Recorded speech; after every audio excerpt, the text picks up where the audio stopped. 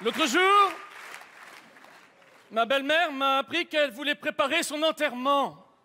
Elle m'a dit « Je veux que vous soyez tranquille le jour où je serai plus là. » Mais ça va de soi.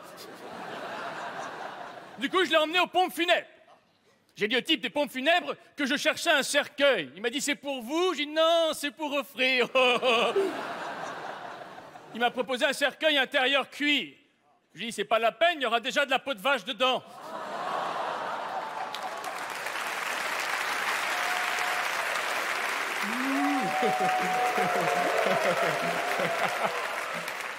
Pour la gravure, j'ai voulu écrire à ma belle-mère avec son nom, son prénom et sa date de naissance. Mais quand j'ai vu qu'il facturait à la lettre, j'ai juste fait mettre un smiley. Une fois dans la voiture, ma belle-mère m'a dit « Tout est prêt ?» Je dis « Oui, il n'y a plus qu'à caler la date. » Du coup, je l'ai emmené à l'hôpital pour faire un bilan de santé. Tout allait bien, j'ai insisté. Le médecin m'a dit « Je veux bien pousser les examens, mais il n'y a qu'une chance sur 1000 pour qu'elle ait quelque chose. » Oh, tant qu'il y a de l'espoir. Ils ont accepté de la garder quelques jours. À l'accueil de l'hôpital, ils m'ont demandé quel type de chambre je voulais lui prendre. Une chambre froide. Puis j'ai dû remplir le formulaire d'admission. Alors pour gagner du temps, j'ai rempli le formulaire de sortie. J'ai écrit le nom de ma belle-mère sur une étiquette et je lui ai accroché au gros orteil. Le personnel de l'hôpital n'était pas très coopérant. Ils ont retiré la pancarte que j'avais mis la nuit au-dessus du lit de ma belle-mère. J'avais écrit « Don d'organes, servez-vous »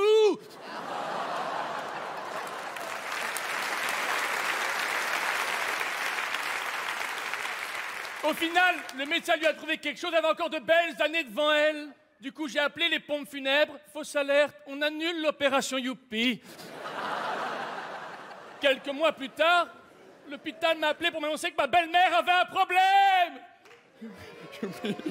Une fois sur place, le médecin m'a dit que ma belle-mère était dans le coma depuis 5 minutes. Je lui ai dit, je veux pas qu'elle souffre plus longtemps, il n'y a plus aucun espoir, débranchez-la.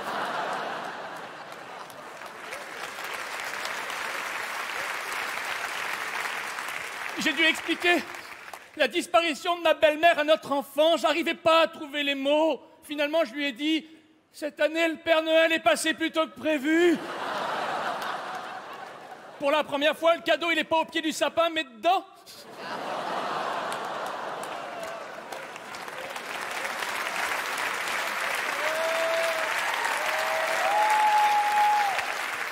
J'ai déclenché l'opération. Dans le cortège qui suivait le cercueil, on m'a demandé d'arrêter de klaxonner. Ils avaient raison, à cause du klaxon, j'entendais plus ma radio. À l'église, au passage du cercueil, on sentait que les gens étaient tristes, la Holla n'a pas pris. Et la chenille non plus. Puis, j'ai pris la parole. Je vais faire l'éloge funèbre de ma belle-mère, puis après on passera à l'ouverture des cadeaux.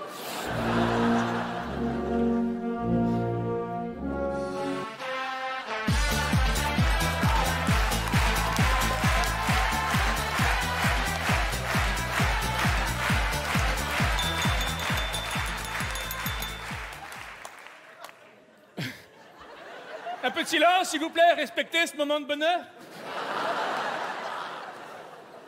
Avant de commencer en hommage à ma belle-mère, j'aurais aimé faire 1 minute de silence, mais je me dis que les femmes n'y arriveront jamais.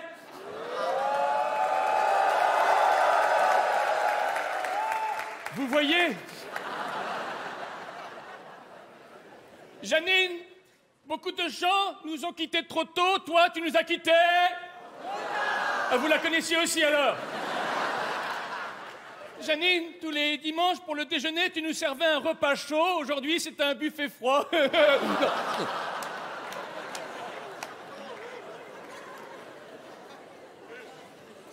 Janine, quelle coïncidence, toi qui n'aimais pas danser, aujourd'hui tu es rentrée en boîte.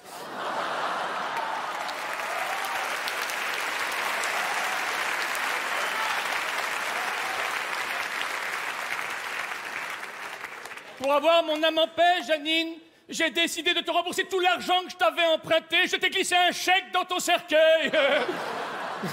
Tu l'encaisses quand tu veux.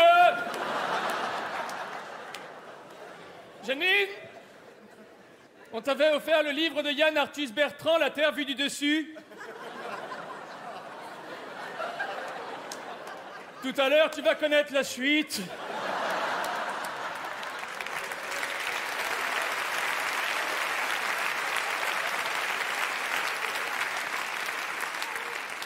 En tout cas, Janine, tu aurais cru qu'un jour tu deviendrais écolo, car dans quelques heures, tu vas rejoindre les Verts.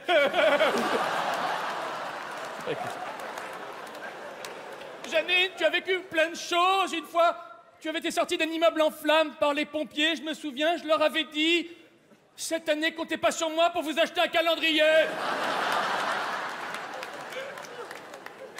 J'ai plein de souvenirs, Janine. Je me souviens encore de notre balade en forêt. Je t'avais trouvé touchante quand je t'avais vu en train de courir dans le rétroviseur de ma voiture. Avant de conclure, Seigneur, Janine t'a rejoint. Accueille-la avec autant de joie que je te l'envoie.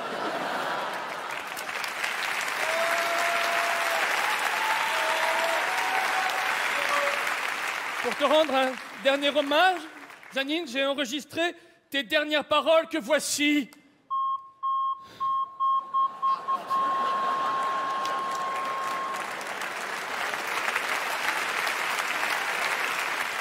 Je pourrais jamais les oublier, c'est le même bip que le bip de recul sur ma voiture. Afin de faire des économies pour transporter le cercueil de l'église au cimetière, j'ai pas pris de porteur, j'ai fait ça avec un diable. Au moment de la mise en terre, une sonnerie a retenti. On avait oublié de retirer le portable de ma belle-mère qui était resté dans sa poche. C'est étonnant d'entendre un portable sonner dans un cercueil. C'est d'autant plus étonnant quand ça décroche. Ma belle-mère était encore vivante, youpi. Les pompes funèbres m'ont dit que tous les frais que j'avais engagés devaient être payés. Ils ont quand même été commerçants, ils m'ont pas facturé le feu d'artifice. Le Seigneur nous avait rendu ma belle-mère comme quand même lui n'en avait pas voulu.